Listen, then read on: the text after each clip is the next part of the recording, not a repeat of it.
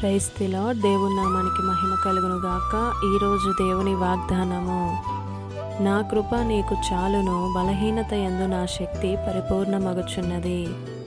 2 కొరింథీయులు 12వ అధ్యాయం 9వ వచనము. ఈ నూతన ఉదయమును అనుగ్రహించిన దేవునికి వందనములు. మన ప్రభువును ప్రియ రక్షకుడైన యేసుక్రీస్తు వారి శక్తిగల నామములో మీ అందరికీ వందనాలు. ఎన్నో బలహీనతలలో, ఇబ్బందులలో కృంగి ఉన్నారా? మన దేవుడు మనతో మాట్లాడుతున్న మాటను చూస్తే, నా కృప నీకు చాలును అని. దేవుని కృప మనకు తోడుగా ఉంటే ఏ పరిస్థితులను ఎదుర్కొంటున్నా మనం బలపరచబడతాం. కృంగిన వేళలో ఆదరించబడతాం, లేవనెత్తబడతాం. దేవుని కృప మనకు తోడుగా ఉంది కనుకనే ఈరోజు సజీవముగా ఉండి నీ కుటుంబముతో సంతోషముగా జీవించగలుగుతున్నావు. మన తోటి వారు ఎంత ఇబ్బంది పడుతున్నారో మీకే తెలుసు కదా.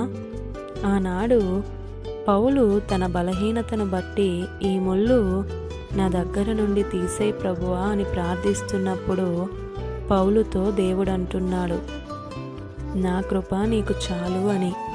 అప్పుడు పౌలు, అయ్యా నీ కృప ఉంటే చాలయ్యా అని. ఈరోజు దేవుని కృప మన పరిస్థితులను అనుకూలపరుస్తుంది.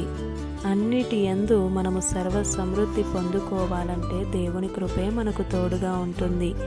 అన్ని వేళలా ఆయన కృప మనకు కావాలి.